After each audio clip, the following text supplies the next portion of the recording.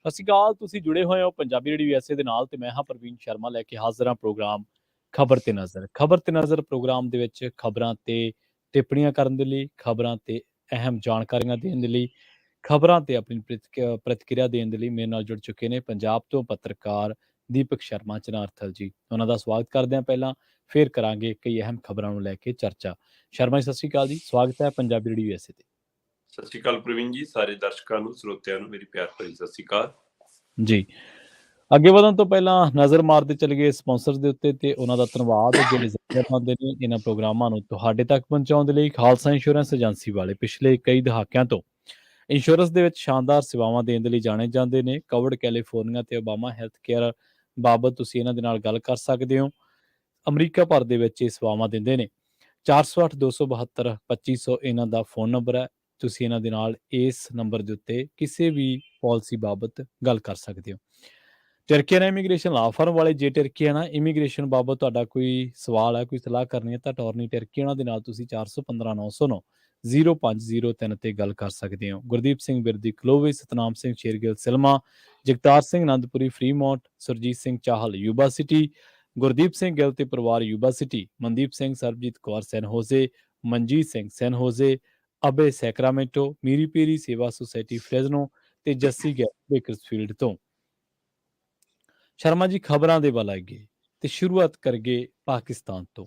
ਪਾਕਿਸਤਾਨ ਤੋਂ ਖਬਰ ਇਹ ਆ ਰਹੀ ਹੈ ਕਿ ਪਾਕਿਸਤਾਨ ਦੇ ਵਿੱਚ ਸਿੱਖਾਂ ਨੂੰ ਵੱਖਰੀ ਕੌਮ ਵਜੋਂ ਮਾਨਤਾ ਮਿਲ ਗਈ ਹੈ ਜੀ। ਬਿਲਕੁਲ ਜੀ, ਇਹ ਬੜੀ ਮਤਲਬ ਕਿ ਇੱਕ ਚੰਗੀ ਖਬਰ ਕਹਿ ਲਈਏ ਜਾਂ ਆਪਾਂ ਠੰਡੇ ਬੁੱਲੇ ਵਾਲੀ ਖਬਰ ਕਹਿ ਲਈਏ ਕਿ ਇੱਕ ਚੰਗਾ ਸੁਨੇਹਾ ਉਸ ਧਰਤੀ ਤੋਂ ਆਇਆ ਜਿੱਥੇ ਸ਼੍ਰੀ ਗੁਰੂ ਨਾਨਕ ਦੇਵ ਜੀ ਪਹਿਲੀ ਪਾਤਸ਼ਾਹੀ ਦਾ ਜਨਮ ਹੁੰਦਾ ਹੈ ਕਿ ਹੁਣ ਉੱਥੇ ਇਹ ਸਿੱਖ ਕੌਮ ਨੂੰ ਵੱਖਰੀ ਕੌਮ ਵਜੋਂ ਮਾਨਤਾ ਮਿਲ ਰਹੀ ਹੈ। ਅਸਲ 'ਚ ਜੇਕਰ ਆਪਾਂ ਦੇਖੀਏ ਤਾਂ ਜਦੋਂ ਭਾਰਤ ਪਾਕ ਦੀ ਵੰਡ ਹੁੰਦੀ ਹੈ ਉਸ ਤੋਂ ਬਾਅਦ ਭਾਰਤ ਦੇ ਵਿੱਚ ਸਿੱਖਾਂ ਨੂੰ ਵੱਖਰੀ ਕੌਮ ਵਜੋਂ ਪਹਿਲਾਂ ਹੀ ਜਿਵੇਂ ਮਤਲਬ ਜੈਨੀ ਤੇ ਫਿਰ ਈਸਾਈ, ਇਸੇ ਤਰ੍ਹਾਂ ਮੁਸਲਿਮ, ਹਿੰਦੂ, ਉਸੇ ਤਰ੍ਹਾਂ ਸਿੱਖਾਂ ਨੂੰ ਵੱਖਰੀ ਮਾਨਤਾ ਭਾਰਤ 'ਚ ਹਾਸਲ ਹੈ। ਤੇ ਪਰ ਪਾਕਿਸਤਾਨ ਦੇ ਵਿੱਚ ਇਸ ਨੂੰ ਲੈ ਕੇ ਲੰਬੀ ਜਦੋਜਹਿਦ ਲੜਨੀ ਪਈ। ਸਮੇਂ-ਸਮੇਂ ਉੱਥੇ ਦੇ ਭਾਈਚਾਰੇ ਵੱਲੋਂ ਅਪੀਲਾਂ ਦਲੀਲਾਂ ਕੀਤੀਆਂ ਜਾਂਦੀਆਂ ਨੇ, ਪਰ ਆਖਰ 2017 ਦੇ ਵਿੱਚ ਇਹ ਮਾਮਲਾ ਕੋਰਟ 'ਚ ਪਹੁੰਚ ਜਾਂਦਾ ਹੈ। 2017 ਦੇ ਵਿੱਚ ਜਦੋਂ ਕੋਰਟ 'ਚ ਪਹੁੰਚਦਾ ਤਾਂ 5 ਸਾਲ ਦੀ ਲੰਬੀ ਜਦੋਜਹਿਦ ਤੋਂ ਬਾਅਦ ਹੁਣ ਪਾਕਿਸਤਾਨ ਦੇ ਵਿੱਚ ਸਿੱਖਾਂ ਨੂੰ ਵੱਖਰੀ ਕੌਮ ਵਜੋਂ ਮਾਨਤਾ ਮਿਲੀ ਹੈ। ਅਸਲ ਦੇ ਵਿੱਚ 2017 ਦੇ ਵਿੱਚ ਉੱਥੇ ਮਤਲਬ ਕਿ ਇਹ ਦੋ ਵਿਅਕਤੀ ਨੇ ਜਿਹੜੇ ਕੋਰਟ ਤੱਕ ਜਾਂਦੇ ਨੇ ਸਿੱਖ ਭਾਈਚਾਰੇ ਦੀ ਨੁਮਾਇੰਦਗੀ ਕਰਦਿਆਂ ਹੋਇਆ ਕਿ ਜੀ ਸਾਡੀ ਜਦੋਂ ਮਰਦਮਸ਼ੁਮਾਰੀ ਹੁੰਦੀ ਹੈ, ਜਦੋਂ ਜਨਗਣਨਾ ਹੁੰਦੀ ਹੈ ਤਾਂ ਸਾਨੂੰ ਮਤਲਬ ਹੋਰ ਧਰਮਾਂ ਦੇ ਡੱਬੇ 'ਚ ਪਾ ਦਿੱਤਾ ਜਾਂਦਾ ਹੈ ਕਿ ਜਿਹੜੇ ਧਰਮਾਂ ਨੂੰ ਇੱਥੇ ਮਾਨਤਾ ਹੈਗੀ ਆ, ਜਿਵੇਂ ਉੱਥੇ ਮੁਸਲਮਾਨਾਂ ਨੂੰ, ਈਸਾਈਆਂ ਨੂੰ, ਹਿੰਦੂਆਂ ਨੂੰ, ਅਹਿਮਦੀਆਂ ਨੂੰ, ਤੇ ਉਹਨਾਂ ਨੂੰ ਵੱਖਰੇ ਇਹ ਮਤਲਬ ਕੌਮ ਵਜੋਂ ਮਾਨਤਾ ਹੈਗੀ ਆ। ਉਹਨਾਂ ਦੇ ਖਾਨੇ ਬਣੇ ਹੁੰਦੇ ਆ ਕਿ ਤੁਸੀਂ ਹਿੰਦੂ ਹੋ ਜੀ, ਤੁਸੀਂ ਅਹਿਮਦੀਆਂ ਜੀ, ਤੁਸੀਂ ਮੁਸਲਮਾਨ ਹੋ ਜੀ, ਤੁਸੀਂ ਈਸਾਈ ਹੋ ਜੀ, ਪਰ ਸਿੱਖਾਂ ਨੂੰ ਅਤੇ ਹੋਰ ਧਰਮ ਅਤੇ ਹੋਰ ਕੌਮਾਂ ਉਹਦੇ ਵਿੱਚ ਪਾ ਦਿੱਤਾ ਜਾਂਦਾ। ਸੋ ਜਦੋਂ ਉਹਦੇ ਵਿੱਚ ਪਾ ਦਿੱਤਾ ਜਾਂਦਾ ਤਾਂ ਉਹਨਾਂ ਦੇ ਸਾਰੇ ਹੀ ਹੱਕ ਕਿਤੇ ਨਾ ਕਿਤੇ ਮਤਲਬ ਕਿ ਉਹ ਪੂਰੀ ਗਿਣਤੀ ਨਹੀਂ ਸਾਹਮਣੇ ਆਉਂਦੀ। ਸਪਸ਼ਟ ਗਿਣਤੀ ਸਾਹਮਣੇ ਨਾ ਆਉਣ ਕਾਰਨ ਉਹਨਾਂ ਨੂੰ ਦਿੱਕਤ ਦਾ ਸਾਹਮਣਾ ਕਰਨਾ ਪੈਂਦਾ, ਉਹਨਾਂ ਨੂੰ ਬਣਦੇ ਉਹਨਾਂ ਦੇ ਹੱਕ ਨਹੀਂ ਮਿਲ ਪਾਉਂਦੇ।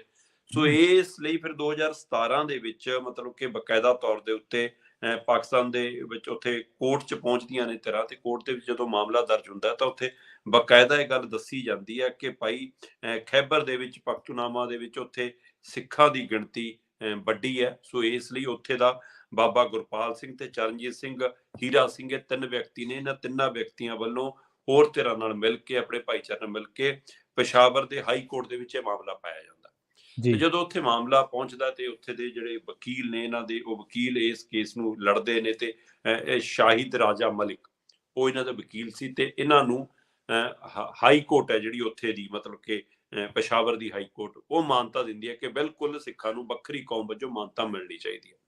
ਹਾਈ ਕੋਰਟ ਦੇ ਫੈਸਲੇ ਤੋਂ ਬਾਅਦ ਵੀ ਪ੍ਰਸ਼ਾਸਨਿਕ ਧਿਰਾਂ, ਸਰਕਾਰੀ ਧਿਰਾਂ ਉਹਦੇ ਤੇ ਨਜ਼ਰਸਾਨੀ ਨਹੀਂ ਕਰਦੀਆਂ ਤੇ ਉਸ ਤੋਂ ਬਾਅਦ ਫਿਰ ਉਹਨਾਂ ਨੂੰ ਮਤਲਬ ਕਿ ਇਹਦੇ ਲਈ ਲੰਬੀ ਜਦੋਜਹਿਦ ਲੜਨੀ ਪੈਂਦੀ ਹੈ। ਜਦੋਂ ਨਹੀਂ ਲੱਗ ਹੁੰਦਾ ਤਾਂ ਆਖਰ ਫਿਰ ਵਕੀਲਾਂ ਦੀ ਸਲਾਹ ਨਾਲ ਉਹ ਸੁਪਰੀਮ ਕੋਰਟ ਪਹੁੰਚ ਜਾਂਦੇ ਨੇ ਤੇ ਸੁਪਰੀਮ ਕੋਰਟ ਦੇ ਵਿੱਚੋਂ ਫਿਰ ਉਹ 2 ਪੱਖ ਰੱਖਦੇ ਨੇ। ਇੱਕ ਪੱਖ ਆ ਜਿਹੜਾ ਆਪਾਂ ਗੱਲ ਕਰ ਰਹੇ ਹਾਂ ਕਿ ਜੀ ਉੱਥੇ ਮੁਸਲਮਾਨਾਂ ਨੂੰ ਜੇਕਰ ਵੱਖਰੀ ਕੌਮ ਦੀ ਮਾਨਤਾ ਹੈ, ਜੇਕਰ ਉੱਥੇ ਈਸਾਈਆਂ ਨੂੰ ਵੱਖਰੀ ਕੌਮ ਦੀ ਮਾਨਤਾ ਹੈ, ਹਿੰਦੂ ਅਹਿਮਦੀਆਂ ਨੂੰ ਵੱਖਰੀ ਕੌਮ ਦੀ ਮਾਨਤਾ, ਫਿਰ ਸਿੱਖਾਂ ਨੂੰ ਕਿਉਂ ਨਹੀਂ?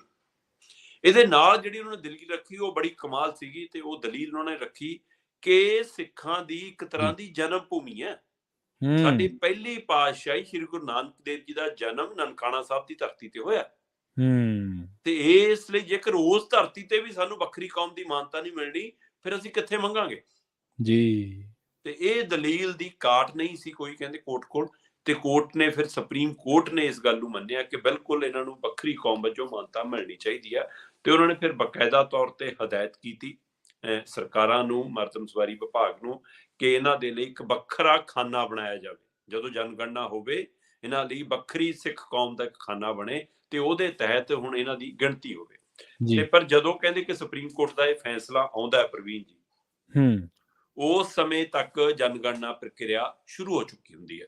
ਜੀ। ਸੋ ਇਸ ਲਈ ਉਹ ਉਸ ਸਮੇਂ ਸੰਭਵ ਫਿਰ ਨਹੀਂ ਬਣ ਪਾਉਂਦਾ, ਤੇ ਹੁਣ 2023 ਦੇ ਵਿੱਚ ਮਤਲਬ ਕਿ ਦੁਬਾਰਾ ਜਨਗਣਨਾ ਹੋਣੀ ਹੈ ਉੱਥੇ।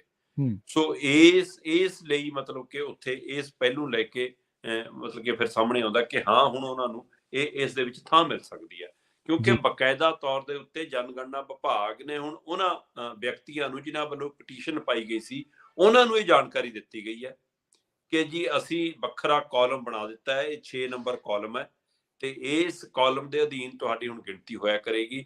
ਔਰ ਪ੍ਰਵੀਨ ਜੀ, ਸਭ ਤੋਂ ਖਾਸ ਗੱਲ ਇਹ ਹੈ ਕਿ ਜਨਗਣਨਾ ਦੇ ਵਿੱਚ ਕੱਲਾ ਵੱਖਰਾ ਫਾਰਮ ਦੇ ਵਿੱਚ ਵੱਖਰੀ ਥਾਂ ਬਣਨ ਦਾ ਮਤਲਬ ਇਹ ਨਹੀਂਗਾ ਕਿ ਸਿੱਖ ਕੌਮ ਨੂੰ ਕੱਲੀ ਮਾਨਤਾ ਹੀ ਮਿਲੀ ਹੈ ਵੱਖਰੀ ਕੌਮ ਦੀ ਉੱਥੇ, ਹਾਂਜੀ। ਉਹਦੇ ਨਾਲ ਅਸੈਂਬਲੀ 'ਚ ਇਹਨਾਂ ਲਈ ਸੀਟਾਂ ਵੀ ਮਿਲਣੀਆਂ, ਹੂੰ, ਜੀ। ਤੇ ਘੱਟ ਗਿਣਤੀਆਂ ਵਾਲੇ ਸਾਰੇ ਅਧਿਕਾਰ ਵੀ ਹੁਣ ਪੂਰੀ ਤਰ੍ਹਾਂ ਨਾਲ ਮਤਲਬ ਕਿ ਦੇਣੇ ਪੈਣੇ ਆ, ਹੂੰ, ਕਿਉਂਕਿ ਹੁਣ ਸਹੀ ਗਿਣਤੀ ਸਾਹਮਣੇ ਆਏਗੀ।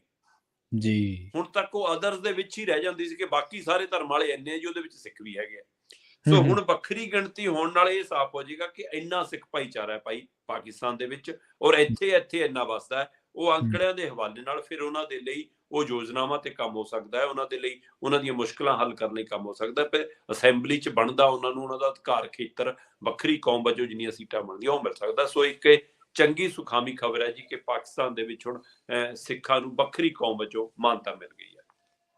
ਹਾਂਜੀ, ਬਿਲਕੁਲ, ਬਿਲਕੁਲ। ਇਸ ਤਰ੍ਹਾਂ ਦੇ ਕਈ ਅਖਤਿਆਰ ਹੋਰ ਵੀ ਮਿਲਣਗੇ। ਤੇ ਗੱਲ ਕਰੀਏ ਪਾਕਿਸਤਾਨ ਦੇ ਗਵਾਂਢੀ ਦੇਸ਼ ਅਫ਼ਗਾਨਿਸਤਾਨ ਦੀ। ਅਫ਼ਗਾਨਿਸਤਾਨ ਤੋਂ ਖਬਰ ਇਹ ਆ ਰਹੀ ਹੈ ਸ਼ਰਮਾ ਜੀ ਕਿ ਅਫ਼ਗਾਨਿਸਤਾਨ ਦੇ ਵਿੱਚ ਹਿੰਦੂਆਂ ਦੀ ਗਿਣਤੀ ਸਿਰਫ 4 ਰਹਿ ਗਈ ਹੈ ਤੇ ਸਿੱਖਾਂ ਦੀ ਥੋੜੀ ਮੋਟੀ ਇਦੂ ਵੱਧ ਹੈ, ਉਹ 10 ਰਹਿ ਗਏ ਨੇ। ਸੁਰਿੰਦਰ ਕੋਛੜ ਹੋਰਾਂ ਦੀ ਰਿਪੋਰਟ ਹੈ। ਸੁਰਿੰਦਰ ਕੋਛੜ ਹੋਰੀ ਜੀ, ਜੀ। ਇਸ ਤਰ੍ਹਾਂ ਦੀ ਖੋਜੀ ਰਿਪੋਰਟਾਂ ਦੇ ਲਈ ਜਾਣੇ ਜਾਂਦੇ ਨੇ, ਚਾਹੇ ਉਹ ਮਹਾਰਾਜਾ ਰਣਜੀਤ ਸਿੰਘ ਦੀ ਹਵੇਲੀ ਦਾ ਕੰਮ ਹੋਵੇ, ਚਾਹੇ ਕੁਝ ਸਾਡੀਆਂ ਇਤਿਹਾਸਕ ਯਾਦਗਾਰ ਥਾਵਾਂ ਹੋਣ, ਚਾਹੇ ਹਿੰਦੂ ਸਿੱਖਾਂ ਦੀ ਵਿਦੇਸ਼ਾਂ ਦੇ ਵਿੱਚ ਪਾਕਿਸਤਾਨ ਅਫਗਾਨਿਸਤਾਨ ਸਥਿਤੀ ਹੋਵੇ। ਸੋ ਹੂੰ, ਹੂੰ। ਸੁਰਿੰਦਰ ਕੋਛੜ ਹੋਰਾਂ ਦੀ ਰਿਪੋਰਟ ਹੈ ਕਿ ਇਸ ਸਮੇਂ ਅਫਗਾਨਿਸਤਾਨ ਦੇ ਵਿੱਚ ਸਿਰਫ 4 ਹਿੰਦੂ ਬਚੇ ਨੇ ਤੇ 10 ਜੀ, ਸਿੱਖ ਬਚੇ ਨੇ। ਜੀ, ਬਾਕੀ ਸਾਰੇ ਮਤਲਬ ਕਿ ਲਗਭਗ ਭਾਰਤ ਜਾਂ ਹੋਰ ਮੁਲਕਾਂ 'ਚ ਜਾ ਚੁੱਕੇ ਨੇ। ਜੀ, ਸੋ ਇਹ 14 ਮਤਲਬ ਜਿਹੜੇ ਮਤਲਬ ਕਿ ਉੱਥੇ ਪਰਿਵਾਰ ਨਹੀਂ ਮੈਂਬਰ ਬਚੇ ਨੇ, ਉਹ ਮੈਂਬਰ ਵੀ ਭਾਰਤ ਆਉਣ ਲਈ ਕਾਹਲੇ ਨੇ, ਸਿਰਫ ਉਹਨਾਂ ਨੂੰ ਵੀਜ਼ੇ ਦੀ ਉਡੀਕ ਹੈ। ਤੁਹਾਡੇ ਧਿਆਨ 'ਚ ਹੋਣਾ ਕਿ ਅਫਗਾਨਿਸਤਾਨ ਜੀ, 'ਚ ਜਦ ਤੋਂ ਸਰਕਾਰ ਬਦਲੀ ਆ ਉੱਥੇ, ਉਹ ਜਿਹੋ ਜਿਹਾ ਰਾਜ ਆਇਆ ਉੱਥੇ, ਤੇ ਉਸ ਤੋਂ ਬਾਅਦ ਫਿਰ ਉੱਥੇ ਦਾ ਜਿਹੋ ਜਿਹਾ ਮਾਹੌਲ ਬਣਿਆ ਹੈ, ਗੁਰੂ ਘਰਾਂ ਦੇ ਉੱਤੇ, ਮੰਦਿਰਾਂ ਦੇ ਉੱਤੇ ਵੀ ਕੁਝ ਸਮੇਂ ਪਹਿਲਾਂ ਜਿਹੋ ਜੀ ਮਤਲਬ ਕਿ ਅਟੈਕ ਹੁੰਦੇ ਰਹੇ, ਪਰ ਉਸ ਤੋਂ ਬਾਅਦ ਬੇਸ਼ੱਕ ਉੱਥੇ ਉਹਨਾਂ ਦਾ ਨਿਰਮਾਣ ਦੁਬਾਰਾ ਕਰਾਉਣ ਦੀ ਪਹਿਲ ਕਦਮੀ ਹੋਈ, ਪਰ ਉਸ ਹਾਲਾਤ ਦੇ ਵਿੱਚ ਹੁਣ ਸਿੱਖ ਤੇ ਹਿੰਦੂ ਉੱਥੇ ਰਹਿਣ ਲਈ ਮਤਲਬ ਕਿ ਮੁਨਾਸਬ ਨਹੀਂ ਸਮਝਦੇ, ਇਸ ਲਈ ਉਹਨਾਂ ਨੇ ਭਾਰਤ ਦਾ ਰੁਖ ਕਰਨਾ ਹੀ ਠੀਕ ਸਮਝਿਆ। ਤੇ ਇਹਦੇ ਵਿੱਚੋਂ ਜੀ। ਹੁਣ ਪਤਾ ਲੱਗ ਰਿਹਾ ਕਿ ਭਾਰਤ ਸਰਕਾਰ ਵੱਲੋਂ ਉਹਨਾਂ ਨਾਲ ਤਾਲਮੇਲ ਜਾਰੀ ਹੈ, ਤੇ ਉਹਨਾਂ ਨੂੰ ਹੂੰ, ਜਿੱਦਾਂ ਹੀ ਵੀਜ਼ੇ ਮਿਲਣਗੇ ਤੇ ਉਹ ਆ ਜਾਣਗੇ। ਤੁਸੀਂ ਇਹ ਦੇਖੋ ਕਿ 1970 ਦੇ ਦਰਮਿਆਨ ਗਿਣਤੀ ਜਦੋਂ ਸਾਹਮਣੇ ਆਈ ਸੀ, ਤਦ ਦੱਸਿਆ ਜਾ ਰਿਹਾ ਸੀ ਕਿ 1970 ਦੇ ਵਿੱਚ ਲਗਭਗ 1 ਲੱਖ ਸਿੱਖਾਂ ਦੀ ਆਬਾਦੀ ਸੀ ਅਫਗਾਨਿਸਤਾਨ ਦੇ ਵਿੱਚ, ਠੀਕ ਹੈ। ਤੇ ਉਹ ਗਿਣਤੀ ਮਤਲਬ ਕਿ ਉਸ ਹਿਸਾਬ ਨਾਲ ਮੰਨਿਆ ਜਾਂਦਾ ਸੀ ਕਿ 1970 ਤੋਂ ਬਾਅਦ ਉਹ ਵਧਣੀ ਹੋ ਹੈ, ਕਿਉਂਕਿ ਅੱਗੇ ਉਹਨਾਂ ਦੇ ਬੱਚੇ ਪਰਿਵਾਰ ਵਧਣੇ ਆ ਤਾਂ ਉਹ ਗਿਣਤੀ ਵਧਣੀ ਹੈ। ਪਰ ਅੱਜ ਅਸੀਂ ਜਦੋਂ ਹੁਣ 2022 ਚ ਦੇਖ ਰਹੇ ਹਾਂ, ਜਦੋਂ 2022 ਸਾਲ ਜਾ ਰਿਹਾ, ਤਦ ਗਿਣਤੀ ਸਾਹਮਣੇ ਆ ਰਹੀ ਕਿ ਸਿਰਫ 10 ਸਿੱਖ ਤੇ 4 ਹਿੰਦੂ। ਸੋ ਇਹ 10 ਸਿੱਖ ਵੀ ਜਿਹੜੇ ਨੇ ਉੱਥੇ ਉਹਨਾਂ ਨੇ ਗੁਰੂ ਘਰ 'ਚ ਸ਼ਰਨ ਲਈ ਹੋਈ ਹੈ, ਤੇ ਜਿਹੜੇ 4 ਹਿੰਦੂ ਨੇ ਉਹਨਾਂ ਨੇ ਇੱਕ ਮੰਦਿਰ 'ਚ ਸ਼ਰਨ ਲਈ ਹੋਈ ਹੈ।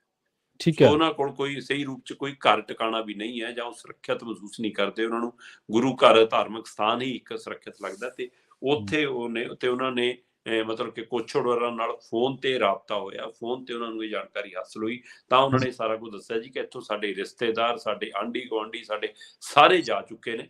ਸੋ ਸਿਰਫ ਅਸੀਂ ਬਚੇ ਹਾਂ ਤੇ ਸਾਡਾ ਇੰਤਜ਼ਾਰ ਸਿਰਫ ਇਸੇ ਗੱਲ ਦਾ ਕਿ ਸਾਨੂੰ ਸਮੇਂ ਸਿਰ ਵੀਜ਼ਾ ਮਿਲ ਜਾਵੇ ਤੇ ਅਸੀਂ ਅਫਗਾਨਿਸਤਾਨ ਛੱਡ ਦੇਣਾ, ਕਿਉਂਕਿ ਇੱਥੇ ਹੁਣ ਮਾਹੌਲ ਸੁਖਾਵਾਂ ਨਹੀਂ ਹੈ ਤੇ ਹੂੰ, ਇਸ ਮਾਹੌਲ ਦੇ ਵਿੱਚ ਸਾਡੇ ਲਈ ਰਹਿਣਾ ਵੀ ਸੰਭਵ ਨਹੀਂ ਹੈ। ਹੂੰ, ਅਸੀਂ ਹੂੰ, ਸਿਰਫ ਮਤਲਬ ਕਿ ਜਾਨ ਤਲੀ ਤੇ ਧਰ ਕੇ ਆਪਣੀ ਵਕਤ ਕੱਟੀ ਕਰ ਰਹੇ ਹਾਂ ਤੇ ਇਸ ਲਈ ਉਹਨਾਂ ਨੂੰ ਇੰਤਜ਼ਾਰ ਹੈ ਕਿ ਕਦੋਂ ਸਾਨੂੰ ਵੀਜ਼ਾ ਆਵੇ ਤੇ ਆਈਏ। ਤੇ ਆਹ ਗਿਣਤੀ ਬੜੀ ਮਤਲਬ ਪੀੜਦਾਇਕ ਹੈ। ਅਫਗਾਨਿਸਤਾਨ ਉਹ ਧਰਤੀ ਹੈ ਜਿੱਥੇ ਬਾਬਾ ਨਾਨਕ ਹੋਰਾਂ ਦੇ ਕਦਮ ਹੂੰ, ਪਏ ਨੇ, ਜਿੱਥੇ ਉਸ ਬਾਣੀ ਦਾ, ਉਸ ਸੁਨੇਹੇ ਦਾ ਵੀ ਪ੍ਰਸਾਰ ਹੋਇਆ। ਸੋ ਹੂੰ, ਇਸ ਲਈ ਜੀ, ਉਹਨਾਂ ਥਾਵਾਂ ਦੇ ਵਿੱਚੋਂ ਇੱਕ ਉਹ ਥਾਂ ਜਿਹੜੀ ਪਾਕਿਸਤਾਨ ਨਾਲ ਲੱਗਦੀ ਕਿਸੇ ਸਮੇਂ ਇੱਥੇ ਤੱਕ ਪੰਜਾਬ ਕਹਿੰਦੇ ਰਿਹਾ ਹੈ। ਸੋ ਉਸ ਹਵਾਲੇ ਨਾਲ ਜੇਕਰ ਆਪਾਂ ਗੱਲ ਕਰੀਏ ਤਾਂ ਇਹ ਇੱਕ ਚਿੰਤਾ ਵਾਲੀ ਖਬਰ ਹੈ ਕਿ ਇਸ ਮੌਕੇ ਸਿਰਫ ਉੱਥੇ 4 ਹਿੰਦੂ ਤੇ 10 ਸਿੱਖ ਬਚੇ ਨੇ, ਬਾਕੀ ਸਾਰੇ ਲਗਭਗ ਆਪਣੇ ਆਪਣੇ ਕਿਸੇ ਸੁਰੱਖਿਅਤ ਥਾਵਾਂ ਲਈ ਹੋਰ ਮੁਲਕਾਂ 'ਚ ਪਹੁੰਚ ਗਏ ਨੇ, ਜਿਨ੍ਹਾਂ 'ਚੋਂ ਬਹੁ ਗਿਣਤੀ ਭਾਰਤ ਆਏ ਨੇ। ਸੋ ਇਸ ਲਈ ਇਹ 14 ਦੇ 14 ਮੈਂਬਰ ਵੀ ਭਾਰਤ ਆਉਣ ਦੇ ਇੰਤਜ਼ਾਰ 'ਚ ਨੇ। ਸੋ ਕਦੋਂ ਇਹ ਮੌਕਾ ਬਣਦਾ ਦੇਖਣ ਵਾਲੀ ਗੱਲ ਹੋਏਗੀ।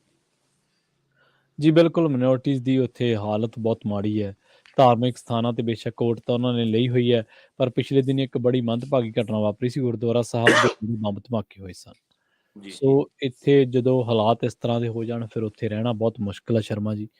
ਤੇ ਆਪਾਂ ਪੰਜਾਬ ਵੱਲ ਨੂੰ ਆਈਏ ਤੇ ਗੱਲ ਕਰੀਏ ਮਾਨ ਸਰਕਾਰ ਦੀ। ਮਾਨ ਸਰਕਾਰ ਨੇ ਚੰਡੀਗੜ੍ਹ ਦੇ ਵਿੱਚ ਬਾਦਲਾਂ ਦੀਆਂ ਜਿਹੜੀਆਂ ਬੱਸਾਂ ਸੀ, ਉਹਨਾਂ ਦੀਆਂ ਬ੍ਰੇਕਾਂ ਲਾਤੀਆਂ। ਕਹਿੰਦੇ ਹੁਣ ਨਹੀਂ ਜਾ ਸਕਦੇ। ਹਾਂ ਬਿਲਕੁਲ ਜੀ, ਬਾਦਲਾਂ ਦੀਆਂ ਬੱਸਾਂ ਚਰਚਾ 'ਚ ਵੀ ਰਹੀਆਂ ਤੇ ਵਿਵਾਦਾਂ 'ਚ ਵੀ ਰਹੀਆਂ। ਜੀ, ਅਕਾਲੀ ਦਲ ਦੀ ਔਰਬਿਟ ਬੱਸ ਤੇ ਉਹਨਾਂ ਤੋਂ ਹੋਰ ਟਰਾਂਸਪੋਰਟ ਕੰਪਨੀਆਂ ਤੋਂ ਬੱਸਾਂ ਖੋਹਣ ਦੀ ਕਵਾਇਦ, ਉਹਨਾਂ ਨੂੰ ਆਪਣੇ ਸ਼ਾਮਲ ਕਰਨ ਦੀ ਕਵਾਇਦ ਖੂਬ ਚਰਚਾ ਵਿੱਚ ਰਹੀ ਤੇ ਉਸ ਦੇ ਨਾਲ ਉਹਨਾਂ ਬੱਸਾਂ ਵੱਲੋਂ ਦਰੜਨਾ, ਲੱਤਾਂ ਮਾਰ ਕੇ ਥੱਲੇ ਗੇਰਨਾ, ਸਵਾਰੀਆਂ ਨਾਲ, ਲੋਕਾਂ ਨਾਲ ਦੁਰਵਿਵਹਾਰ, ਉਹ ਸਾਰੀਆਂ ਖਬਰਾਂ ਵੀ ਸਮੇਂ-ਸਮੇਂ ਸਾਹਮਣੇ ਆਉਂਦੀਆਂ ਰਹੀਆਂ। ਪਰ ਇਕੱਲਾ ਇਹੀ ਨਹੀਂ, ਮਤਲਬ ਕਿ ਇਹਨਾਂ ਬੱਸਾਂ ਵੱਲੋਂ ਇੱਕ ਲੁੱਟ ਦਾ ਇੱਕ ਵੱਖਰੇ ਤਰ੍ਹਾਂ ਦਾ ਕਾਰੋਬਾਰ ਵੀ ਚੱਲਦਾ, ਜਿਹੜਾ ਸਰਕਾਰੀ ਬੱਸਾਂ ਨੂੰ ਢਾਹ ਵੀ ਲਾਉਂਦਾ, ਸਰਕਾਰੀ ਖਜ਼ਾਨੇ ਨੂੰ ਢਾਹ ਵੀ ਲਾਉਂਦਾ, ਔਰ ਉਹਦੇ ਲਈ ਬਾਦਲ ਜੀ, ਤੇ ਕੈਪਟਨ ਸਰਕਾਰ ਜ਼ਿੰਮੇਵਾਰ ਵੀ ਰਹੀ ਹੈ। ਤੁਸੀਂ ਇਹ ਦੇਖੋ ਕਿ ਇਹ ਦੌਰ ਮਤਲਬ ਕਿ ਜਦ ਤੋਂ ਬਾਦਲ ਸਰਕਾਰ ਹੋਂਦ 'ਚ ਆਈ, ਤਦ ਤੋਂ ਇਹਨਾਂ ਦੀ ਟਰਾਂਸਪੋਰਟ 'ਚ ਵਾਧਾ ਹੋਣ ਲੱਗਿਆ ਤੇ ਉਹ ਲਗਾਤਾਰ ਬੱਸਾਂ ਦੀ ਗਿਣਤੀ ਵੱਧਦੀ ਗਈ ਤੇ ਇਹਨਾਂ ਦਾ ਦਬਦਬਾ ਅਜਿਹਾ ਬਣਿਆ ਕਿ ਰੂਟ ਤੈਅ ਕਰਕੇ ਕਿ ਇਸ ਜੀ, ਸਮੇਂ ਪਟਿਆਲੇ ਨੂੰ, ਬਠਿੰਡੇ ਨੂੰ ਸਵਾਰੀ ਵੱਧ ਪੈਂਦੀ ਆ ਤਾਂ ਪ੍ਰਾਈਵੇਟ ਬੱਸ ਔਰਬਿਟ ਤੇ ਚੱਲੂਗੀ। ਇਸ ਹੂੰ, ਸਮੇਂ ਅੰਮ੍ਰਿਤਸਰ ਨੂੰ ਸਵਾਰੀ ਵੱਧ ਪੈਂਦੀ ਆ ਤਾਂ ਇਹਨਾਂ ਦੀ ਉਹ ਬੱਸ ਚੱਲੂਗੀ, ਹੈ ਹੂੰ, ਨਾ। ਇੰਡੋ ਕੈਨੇਡੀਅਨ ਹੀ ਏਅਰਪੋਰਟ ਜਾਊਗੀ। ਸੋ ਇਸ ਲਈ ਉਹ ਸਾਰਾ ਮਤਲਬ ਕਿ ਧੰਦਾ ਆਪਣੇ ਹੱਥ 'ਚ ਲੈ ਕੇ ਪੂਰੀ ਤਰ੍ਹਾਂ ਨਾਲ ਸਰਕਾਰੀ ਬੱਸ ਸਿਸਟਮ ਨੂੰ ਇੱਕ ਤਰ੍ਹਾਂ ਨਾਲ ਇਹਨਾਂ ਨੇ ਖਤਮ ਕਰਤਾ ਸੀ। ਹੂੰ, ਸੋ ਹੂੰ, ਹੂੰ, ਜੀ, ਇਸ ਨੂੰ ਲੈ ਕੇ ਮਤਲਬ ਕਿ ਇਹ ਫਿਰ ਪਹਿਲੂ ਦੇ ਉੱਤੇ ਸ਼ੁਰੂ ਹੋਈ ਕਾਰਵਾਈ ਕਿ ਕੀ ਜਿਹੜੇ ਮੁੱਦੇ ਤੇ ਅਸੀਂ ਚੋਣ ਲੜੇ ਸੀ ਆਮ ਆਦਮੀ ਪਾਰਟੀ, ਖਾਸ ਕਰਕੇ ਕਿ ਬਾਦਲਾਂ ਦੇ ਟਰਾਂਸਪੋਰਟ ਨੂੰ ਨੱਥ ਪਾਈ ਜਾਊਗੀ, ਉਹਦੇ ਵੱਲ ਕਵਾਇਦ ਵੱਲ ਕਦਮ ਵਧਾਉਣ ਦੀ ਇੱਕ ਪਹਿਲੀ ਕੜੀ ਨਜ਼ਰ ਆਉਂਦੀ ਹੈ ਕਿ ਹੁਣ ਉਸ ਵੱਲ ਕੰਮ ਹੋਏਗਾ। ਹੂੰ, ਚੰਡੀਗੜ੍ਹ ਦੇ ਵਿੱਚ ਪ੍ਰਾਈਵੇਟ ਬੱਸਾਂ ਦੀ ਐਂਟਰੀ ਪਹਿਲਾਂ ਤੋਂ ਹੀ ਬੈਨ ਰਹੀ ਆ ਪ੍ਰਵੀਨ ਜੀ। ਹੂੰ, ਹੂੰ, ਹੂੰ, ਇੱਕ ਮਤਲਬ ਕਿ ਸਿੰਡੀਕੇਟ ਬੱਸ ਸਰਵਿਸ ਸੀ, ਜਿਹੜੀ ਕਿਸੇ ਸਮੇਂ ਅੰਬਾਲਾ ਸਿੰਡੀਕੇਟ ਬੱਸ ਸਰਵਿਸ ਸੀ, ਉਹ ਦੇਖਦੇ ਸੀ ਕਿ ਉਹਨਾਂ ਨੇ ਕੋਈ ਅਜਿਹੀ ਸਕੀਮ ਲਾਈ ਸੀ, ਜੁਗਾੜ ਲਾਇਆ ਸੀ ਕਿ ਉਹਨਾਂ ਦੀ ਬੱਸ ਚੰਡੀਗੜ੍ਹ 'ਚ ਆ ਜਾਂਦੀ ਸੀ। ਅਦਰਵਾਈਜ਼ ਹੂੰ, ਹੋਰ ਪ੍ਰਾਈਵੇਟ ਬੱਸ ਕੋਈ ਵੀ ਚੰਡੀਗੜ੍ਹ 'ਚ ਦਾਖਲ ਨਹੀਂ ਹੁੰਦੀ ਸੀ। ਨਹੀਂ ਹੁੰਦੀ ਸੀ।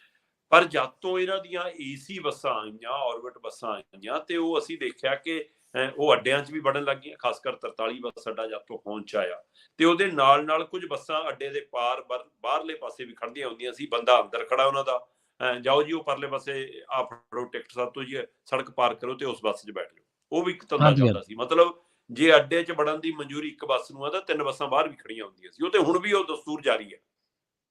ਜੀ, ਅੱਜ ਦੀ ਤਰੀਕ 'ਚ ਵੀ ਅਜੇ ਦਸਤੂਰ ਬੰਦ ਨਹੀਂ ਹੋਇਆ। ਹੁਣ ਅੱਜ ਤੋਂ ਇਹ ਕਾਰਵਾਈ ਹੁੰਦੀ ਹੈ ਕਿ ਨਹੀਂ, ਇਹ ਦੇਖਣ ਵਾਲੀ ਗੱਲ ਹੋਈ।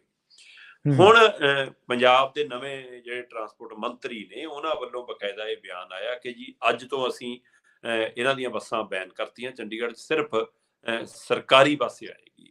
ਪ੍ਰਵੀਨ ਜੀ, ਜੇਕਰ ਹੂੰ, ਮੈਂ ਇਸ ਗੱਲ ਦੀ ਗੱਲ ਕਰਾਂ ਤਾਂ ਇਹ ਨੀਤੀ ਹੈ ਜਿਹੜੀ ਇਹ ਲਗਭਗ ਮਤਲਬ ਕਿ ਕੈਪਟਨ ਦੀ ਸਰਕਾਰ ਦੇ ਸਮੇਂ ਦੇ ਵਿੱਚ ਵੀ ਇਹ ਚਰਚਾ 'ਚ ਰਹਿੰਦੀ ਹੈ ਕਿ ਹਾਂ ਉਸ ਤਰ੍ਹਾਂ ਦੀ ਇਹ ਪਾਲਿਸੀ 2018 ਦੇ ਵਿੱਚ ਇੱਕ ਹੋਂਦ 'ਚ ਆਉਂਦੀ ਹੈ ਤੇ ਉਹਨੂੰ ਹੁਣ ਸੋਧਣ ਦੀ ਗੱਲ ਇਹਨਾਂ ਨੇ ਕਹੀ ਹੈ ਕਿ ਅਸੀਂ ਉਸ ਦੇ ਵਿੱਚ ਸੋਧ ਕਰਾਂਗੇ ਤੇ ਉਹ ਸੋਧ ਕਰਕੇ ਉਸ ਨੂੰ 2023 ਦੀ ਨੀਤੀ ਜਾਂ 2022 ਦੀ ਉਹ ਨੀਤੀ ਟਰਾਂਸਪੋਰਟ ਪਾਲਿਸੀ ਦੇ ਤਹਿਤ ਲਾਗੂ ਕਰਾਂਗੇ, ਜਿਹਦੇ ਤਹਿਤ ਇਹ ਕਾਰਵਾਈ ਹੋਣ ਜਾ ਰਹੀ ਹੈ ਕਿ ਹੁਣ ਚੰਡੀਗੜ੍ਹ ਦੇ ਵਿੱਚ ਬਾਦਲਾਂ ਦੀਆਂ ਬੱਸਾਂ ਨਹੀਂ ਬਣਨਗੀਆਂ। ਤੁਹਾਨੂੰ ਮੈਂ ਹੋਰ ਇੱਕ ਨੁਕਤਾ ਦੱਸਦਾ। ਜਿਵੇਂ ਜਲੰਧਰ ਤੋਂ ਤੁਸੀਂ ਚੰਡੀਗੜ੍ਹ ਆਉਣਾ ਤਾਂ ਹੂੰ, ਤੁਸੀਂ ਅੱਡੇ ਤੇ ਖੜ ਕੇ ਬਾਦਲਾਂ ਦੀ ਬੱਸ ਜਾਂ ਜਿਹੜੀਆਂ ਪ੍ਰਾਈਵੇਟ ਬੱਸਾਂ ਚੱਲਦੀਆਂ ਨੇ, ਏਸੀ ਬੱਸਾਂ, ਉਹਨਾਂ ਨੂੰ ਹੂੰ, ਭਾੜਾ ਪੁੱਛ ਲਓ ਕਿ ਕਿੰਨਾ ਭਾੜਾ ਹੈ ਜੀ। ਉਹ ਹੂੰ, ਕਹਿਣਗੇ ਜੀ 400 ਰੁਪਈਆ ਟਿਕਟ ਹੈ ਜੀ। ਤੁਸੀਂ ਮਾੜਾ ਜਿਹਾ ਨਾ ਕਰਕੇ ਸਾਈਡ ਤੇ ਨੂੰ ਹੋ ਕੇ ਖੜ ਜਾਓ, ਜਦੋਂ ਤੁਹਾਡੇ ਕੋਲ ਕੰਡਕਟਰ ਜਾਂ ਇੱਕ ਬੰਦਾ ਆਊਗਾ ਕਿ ਨਹੀਂ ਪ੍ਰਵੀਨ ਜੀ ਦੱਸੋ ਬਾਊ ਜੀ ਕਿੰਨੇ ਦੇਣੇ ਤੁਸੀਂ, ਚਲੋ ਤੁਸੀਂ 350 ਦੇ ਦਿਓ, ਚਲੋ 300 ਦੇ ਦਿਓ। ਜੀ, ਤੁਹਾਡੀ 300 ਰੁਪਈਆ ਦੇ ਕੇ ਉਹੀ ਟਿਕਟ ਕੱਟ ਕੇ ਤੁਹਾਨੂੰ ਬੱਸ 'ਚ ਬਿਠਾ ਲੈਣਾ। ਇੱਕ ਕੋਈ ਹੋਰ ਮਾਤੜ ਆਉਂਦਾ ਕਿ ਬਾਈ ਜਾਣਾ ਤਾਂ ਛੇਤੀ ਤੀ, ਪਰ ਤੁਹਾਡੀ ਬੱਸ ਦਾ ਕਿਰਾਇਆ ਬਹੁਤ ਆ, ਫਿਰ ਤਾਂ ਮੈਂ ਦੂਈ ਚੱਲ ਜਾਊਂ। ਉਹ ਛੱਡ ਛੋਟੇ ਵੀਰ, ਤੂੰ ਬੈਠ, 200 ਦੇ ਦੀ। ਹੂੰ, ਉਸੇ ਬੱਸ 'ਚ ਚੰਡੀਗੜ੍ਹ ਤੱਕ ਲਈ 400 ਵਾਲੀ ਸਵਾਰੀ ਵੀ ਬਿਠਾਈ ਆ, ਉਸੇ ਜੀ, ਬੱਸ 'ਚ 300 ਰੁਪਈਏ ਵਾਲੀ ਵੀ ਬਿਠਾਈ ਆ, ਉਸੇ ਬੱਸ ਦੇ ਵਿੱਚ 200 ਵਾਲੀ। ਕਿਲੋਮੀਟਰ 160 ਬਣਦੇ ਨੇ ਜਲੰਧਰ ਤੋਂ ਚੰਡੀਗੜ੍ਹ ਦੇ, ਤੇ ਕਿਰਾਇਆ ਹੂੰ, 3-3 ਤਰ੍ਹਾਂ 4-4 ਤਰ੍ਹਾਂ ਦਾ। ਇਹ ਕਿਹੜਾ ਫਾਰਮੂਲਾ? ਫਿਰ ਇਹ ਚੋਰੀ ਨਹੀਂ, ਧੋਖਾਧੜੀ ਨਹੀਂ, ਸਵਾਰੀ ਨਾਲ ਵੀ ਤੇ ਬਿਲਕੁਲ, ਸਰਕਾਰਾਂ ਨਾਲ ਵੀ। ਹੂੰ, ਇਹ ਟੈਕਸ ਨਾਲ ਵੀ ਖੇਡ ਹੈ। ਜੀ, ਕੀ ਸਾਰੀਆਂ ਟਿਕਟਾਂ ਹੀ ਫਿਰ ਬਾਅਦ ਚੋਂ 200 ਵਾਲੀਆਂ ਹੀ ਦਿਖਾਈਆਂ ਜਾਂਦੀਆਂ? ਹੂੰ, ਇਹ ਵੀ ਹੋ ਸਕਦਾ। ਠੀਕ ਹੈ ਨਾ। ਬੱਸ 'ਚ ਬੈਠੀ ਸਵਾਰੀਆਂ ਦੀ ਟਿਕਟਾਂ ਇਕੱਠੀਆਂ ਕਰ ਲਿਓ, ਤੁਹਾਨੂੰ 7 ਤਰ੍ਹਾਂ ਦੀਆਂ ਟਿਕਟਾਂ ਮਿਲ ਜਾਣਗੀਆਂ ਜਲੰਧਰ ਤੋਂ ਚੰਡੀਗੜ੍ਹ ਦੀਆਂ। ਇੱਕ ਹੋਰ ਤਰੀਕਾ, ਤੁਸੀਂ ਚੰਡੀਗੜ੍ਹ ਦੇ ਬੱਸ ਅੱਡੇ ਤੋਂ ਸਰਕਾਰੀ ਬੱਸ ਵਾਲੇ ਨੂੰ ਪੁੱਛ ਲਿਓ ਕਿ ਅੰਮ੍ਰਿਤਸਰ ਜਾਣਾ ਜੀ, ਏਸੀ ਬੱਸ 'ਚ ਕਿੰਨਾ ਕਿਰਾਇਆ? ਉਹ ਕਹੂਗਾ 600 ਰੁਪਈਆ। ਤੁਸੀਂ ਜੀ, ਕਹੋਗੇ ਯਾਰ ਬਹੁਤ ਮਹਿੰਗਾ। ਉਹ ਕਹੂਗਾ ਹੂੰ, ਨਾਲ ਖੜੀ ਆ ਪ੍ਰਾਈਵੇਟ, ਮੈਂ ਤੈਨੂੰ ਬਿਠਾ ਦਿੰਦਾ, ਤੂੰ 300 ਦੇ ਕੇ ਬਹਿ ਜਾ ਇਹਨਾਂ 'ਚ। ਉਹਨੂੰ ਹੂੰ, 300 'ਚ ਬਿਠਾਉਣ ਦਾ ਹੋ ਸਕਦਾ ਕੰਡਕਟਰ ਨੂੰ ਵੀ ਕੁਛ ਭਾੜਾ ਮਿਲਦਾ ਹੋਵੇ। ਹੂੰ, ਦੇਖ ਲਓ ਤੁਸੀਂ ਕਾਲੀਆਂ ਸੋ ਭੇਡਾਂ। ਆਪਾਂ ਪਹਿਲਾਂ ਵੀ ਇੱਕ ਵਾਰ ਗੱਲ ਕੀਤੀ ਸੀ ਕਿ 1-1 ਮਿੰਟ ਹੂੰ, ਹੂੰ, ਦਾ ਪੈਸਾ ਵਸੂਲੀ ਆ, ਕਾਊਂਟਰ 1 ਮਿੰਟ ਖਾਦੀ ਪਹਿਲਾਂ ਕੀਤੀ, ਛੱਡਣ ਦਾ। ਜੀ, ਠੀਕ ਜੀ, ਹੈ ਨਾ। ਸੋ ਇਹ ਸਾਰਾ ਦਬਦਬਾ ਸੀਗਾ ਜਿਹੜਾ ਬਾਦਲਾਂ ਦੇ ਰਾਜ 'ਚ ਸ਼ੁਰੂ ਹੋਇਆ, ਔਰ ਕੈਪਟਨ ਦੇ ਰਾਜ 'ਚ ਉਸ ਨੂੰ ਹੋਰ ਤਾਕਤ ਮਿਲੀ, ਹੂੰ, ਤੇ ਸਰਕਾਰੀ ਰੋਡਵੇਜ ਬੱਸਾਂ ਨੂੰ ਮਾਰਨ ਦੇ ਵਿੱਚ ਬਾਦਲ ਔਰ ਕੈਪਟਨ ਦੀ ਵੱਡੀ ਭੂਮਿਕਾ ਰਹੀ। ਉਹਨਾਂ ਦੇ ਉਹ ਟਾਈਮ ਹੂੰ, ਖਤਮ ਕਰ ਦਿੱਤੇ, ਉਹਨਾਂ ਦੇ ਰੂਟ ਖਤਮ ਕਰ ਦਿੱਤੇ, ਤੇ ਹੁਣ ਉਮੀਦ ਕਰ ਸਕਦੇ ਹਾਂ ਕਿ ਮਾਨ ਸਰਕਾਰ ਨੇ ਜਿਹੜੀ ਇਹ ਪਹਿਲ ਕਦਮੀ ਕੀਤੀ ਹੈ, ਸ਼ੁਰੂਆਤ ਚੰਡੀਗੜ੍ਹ ਤੋਂ ਕੀਤੀ ਹੈ ਕਿ ਪਹਿਲਾਂ ਚੰਡੀਗੜ੍ਹ 'ਚ ਦਾਖਲ ਨਹੀਂ ਹੋਣਗੀਆਂ, ਪਰ ਇਹਦੇ ਨਾਲ ਇੱਕ ਨਵੀਂ ਦਿੱਕਤ ਨਾ ਖੜੀ ਹੋ ਜਾਵੇ। ਕਿਉਂਕਿ ਹੁਣ ਵੀ ਕਈ ਪ੍ਰਾਈਵੇਟ ਬੱਸਾਂ ਜਿਹੜੀਆਂ ਏਸੀ ਨਹੀਂ ਹੈਗੀਆਂ ਪ੍ਰਵੀਨ ਜੀ, ਜੀ, ਜੀ, ਜੀ, ਉਹ ਪੰਜਾਬ ਦੇ ਵੱਖੋ-ਵੱਖ ਥਾਵਾਂ ਤੋਂ ਚੱਲਦੀਆਂ ਨੇ ਤੇ ਚੰਡੀਗੜ੍ਹ ਦਾ ਬੋਰਡ ਲਾ ਕੇ ਚੱਲਦੀਆਂ ਨੇ, ਹੂੰ, ਪਰ ਮੋਹਾਲੀ ਦੇ ਬਾਰਡਰ ਤੇ ਆ ਕੇ ਲਾ ਦਿੰਦੀਆਂ ਨੇ, ਤੇ ਉੱਥੇ ਟੈਂਪੂ ਪਹਿਲਾਂ ਤੋਂ ਹੀ ਪੱਕੇ ਖੜੇ ਹੁੰਦੇ ਨੇ, ਸਵਾਰੀਆਂ ਨੂੰ ਚ ਬਿਠਾ ਦਿੱਤਾ ਜਾਂਦਾ। ਸਵਾਰੀਆਂ ਅਜੇ ਵੀ ਏਦਾਂ ਹੀ, ਉਸੇ ਭੰਬਲ ਭੁਲੇਖੇ 'ਚ ਆਉਂਦੀਆਂ ਨੇ ਕਿ ਬੱਸ ਦੇ ਉੱਤੇ ਚੰਡੀਗੜ੍ਹ ਲਿਖਿਆ ਤੇ ਚੰਡੀਗੜ੍ਹ ਜਾਊਗੀ। ਟਿਕਟ ਹੂੰ, ਚੰਡੀਗੜ੍ਹ ਤੱਕ ਦੀ ਲਈ ਜਾਂਦੀ ਆ, ਤੇ ਉੱਥੇ ਤਾਰ ਕੇ ਉਹਨੂੰ ਕਿਹਾ ਜਾਂਦਾ ਕਿ ਕਿਰਾਇਆ ਨਹੀਂ ਦੇਣਾ, ਟੈਂਪੂ ਵਾਲੇ 'ਚ ਤੁਹਾਨੂੰ 43 ਲਾ ਦੂਗਾ, ਬੈਠ ਜਾਓ ਇਹ 'ਚ। ਜੀ, ਬਿਲਕੁਲ ਏਦਾਂ ਹੀ ਹੈ। ਤੇ ਇਹ ਧੋਖਾ ਵੀ ਜਾਰੀ ਹੈ, ਤੇ ਦੂਏ ਪਾਸੇ ਹੁਣ ਏਸੀ ਬੱਸਾਂ ਵਾਲਾ ਖੇਡ ਆ। ਸੋ ਹੂੰ, ਇਸ ਲਈ ਕਿੰਨੇ ਤਰ੍ਹਾਂ ਦਾ ਖੇਡ ਆ ਜਿਹੜਾ ਪ੍ਰਾਈਵੇਟ ਟਰਾਂਸਪੋਰਟ ਕੰਪਨੀਆਂ ਵੱਲੋਂ, ਪ੍ਰਾਈਵੇਟ ਰਾਜਨੀਤਿਕ ਘਰਾਣਿਆਂ ਵੱਲੋਂ ਖੇਡਿਆ ਜਾਂਦਾ ਸੀ, ਜਿਹਦੇ ਵਿੱਚ ਬਾਦਲ, ਕੈਪਟਨ ਸਰਕਾਰ ਤੇ ਉਹਨਾਂ ਦੇ ਮੰਤਰੀਆਂ ਦਾ ਵੱਡਾ ਯੋਗਦਾਨ ਰਿਹਾ। ਸੋ ਹੁਣ ਜੀ, ਮਾਨ ਸਰਕਾਰ ਨੇ ਸਖਤ ਫੈਸਲਾ ਦਿਖਾਉਣ ਦਾ ਇੱਕ ਹਈਆ ਤਾਂ ਕੀਤਾ ਕਿ ਚੰਡੀਗੜ੍ਹ 'ਚ ਦਾਖਲ ਨਹੀਂ, ਪਰ ਸਵਾਲ ਕੱਲਾ ਚੰਡੀਗੜ੍ਹ 'ਚ ਦਾਖਲ ਦਾ ਨਹੀਂ ਸੀ। ਸਵਾਲ ਉਹਨਾਂ ਵੱਲੋਂ ਮਚਾਈ ਗਈ ਲੁੱਟ ਦਾ ਏ। ਬਿਲਕੁਲ ਸਹੀ। ਸਵਾਲ ਉਹਨਾਂ ਵੱਲੋਂ ਅੱਜ ਵੀ ਜਾਰੀ ਉਹ ਧੋਖਾਧੜੀ ਦਾ ਏ। ਸਵਾਲ ਅੱਜ ਵੀ ਉਹਨਾਂ ਰੂਟਾਂ ਦਾ ਏ। ਸੋ ਇਸ ਲਈ ਉਹਦੇ ਉੱਤੇ ਕਦੋਂ ਸਖਤ ਕਾਰਵਾਈ ਹੁੰਦੀ ਆ, ਉਹਦਾ ਅਜੇ ਇੰਤਜ਼ਾਰ ਹੈ। ਫਿਲਹਾਲ ਇੱਕ ਕਦਮ ਜਿਹੜਾ ਪੁੱਟਿਆ ਉਹ ਸ਼ਲਾਘਾਯੋਗ। ਜੀ, ਜੀ, ਬਿਲਕੁਲ। ਇਸ ਤਰ੍ਹਾਂ ਦੀ ਲੁੱਟ ਦੇ ਵੀ ਕਈ ਤਰੀਕੇ ਨੇ ਸ਼ਰਮਾ ਜੀ, ਜਿਵੇਂ ਤੁਸੀਂ ਦੱਸਿਆ ਹੈ। ਇਹ ਆਮ ਬੰਦੇ ਦੀ ਕਈ ਵਾਰੀ ਸਮਝੋਂ ਹੀ ਬਾਹਰ ਹੋ ਜਾਂਦੀ ਹੈ ਵੀ ਇਹ ਜਾਂਦੀ ਤਾਂ ਬੱਸ ਜਲੰਧਰ ਹੀ ਹੈ, ਟਿਕਟਾਂ 3 ਭਾਂਤ ਦੀਆਂ ਕਿਉਂ ਆ? ਹਾਂ, ਇਹ 'ਚ ਟੈਕਸ ਹੇਰਾ-ਫੇਰੀ ਵੀ ਹੈ।